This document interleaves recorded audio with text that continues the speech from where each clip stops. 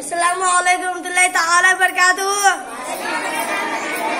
नाज़ शरीफ सुनने और सुनाने से पहले झुमझुम के दुआ पाक पढ़ लीजिए।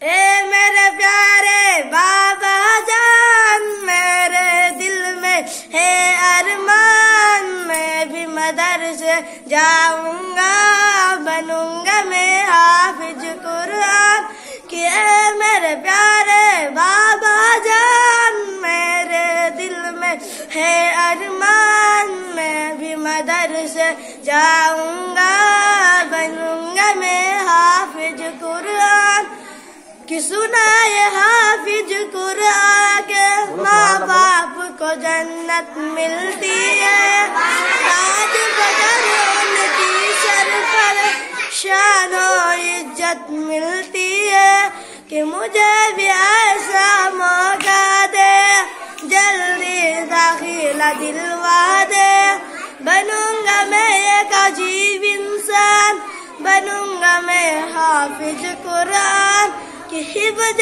कुरान सआदत है, दोनों जहां की राहत है, लेकिन बच्चों याद रखो असल तइज की ताकत है, उसके मुताबिक जीवन हो वरना आग का इधर हो, याद रखो रूहानी बयान, बनेंगे तू हाफिज कुरान। अस्सलामु अलैकुम।